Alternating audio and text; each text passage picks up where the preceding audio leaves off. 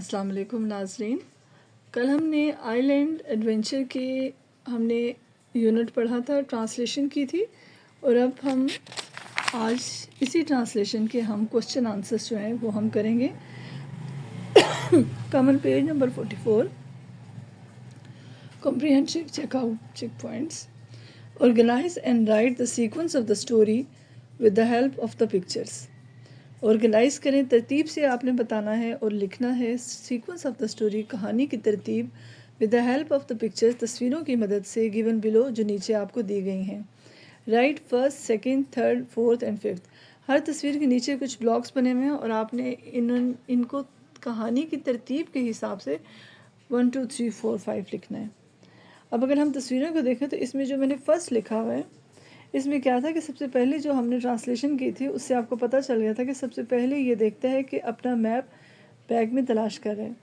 Second pictures जो है वो आपकी नेक्स्ट पेज पर आपकी आ जाती है, जिसमें ये बच्चे जो हैं इनको जब जानवर की आवाज़ आती है, स्ट्रेंजर एनिमल्स की आवाज़ें आती हैं तो वो भागना शुरू हो जाते हैं।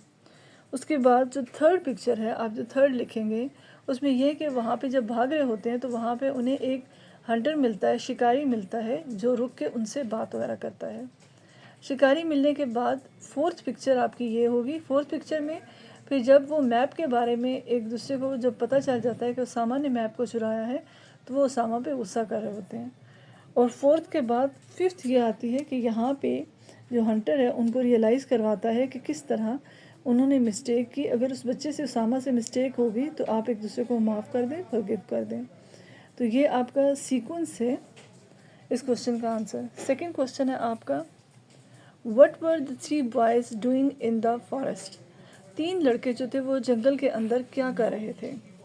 तीन लड़के जंगल में क्या कर रहे थे। And their answer is the three boys were going for fishing. तीन लड़के जो थे वो मछलियाँ पकड़ने के लिए गए थे। दे लॉस्ट देयर वे, उन्होंने अपना रास्ता खो दिया था। Because they lost the map, क्योंकि उन्होंने नक्शा अपना खो दिया था।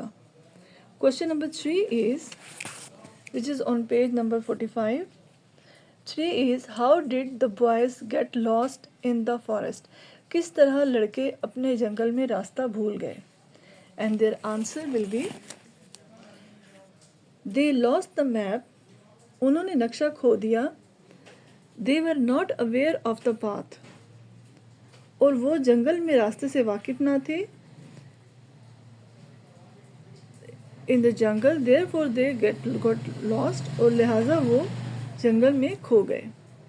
मीन्स के उन्होंने नक्शा खो दिया था, वो जंगल में रास्ते से वाकिफ नहीं थे, इसलिए वो जंगल में गुम हो गए। Question number 4 is, what is the importance of a map. And their answer is, question number 4, what is the importance of a map. जो नक्शा है उसकी, नक्शे की क्या अहमियत है। A map is very important to find the way to an unknown destination. जो किसी भी मालूम मंजिल का रास्ता तलाश करने के लिए नक्शा बहुत ज़रूरी है। It guides the right path, ये सही रास्ता जो है, ये सही रास्ता दिखाता है। Question number 5, question number 5 here is, who had stolen the map. Map को किसने चुराया था। And their answer will be, Usama had stolen the map, Usama ने मैप को चुराया था। Question number 6, if you were Usama, अगर आप उसामा होते, what would you do in order to avoid getting lost in the forest. अगर आप उसामा होते तो जंगल में गुम होने से बचने के लिए क्या करते। So their answer is, if I would Usama, अगर मैं उसामा होता, I would never had stolen the map, तो मैं कभी भी नक्शा ना चुराता। इफ़ सो, अगर मैं ऐसा करता, I would seek the path. If so, I would had taken the map out of the bag to seek the path. अगर मैं ऐसा काम करता तो रास्ता तलाश करने के लिए थैले से नक्शा निकाल लेता। Question number 7 is, if you are Hamza, अगर आप हमजा होते, व्हाट वुड यू डू, तो आप क्या करते to avoid the conflict with Usama, तो उसामा के साथ जो कॉन्फ्लिक्ट था या जो झगड़ा था, अगर आप हमज़ा होते तो उसामा के साथ झगड़े से बचने के लिए क्या करते? And their answer is,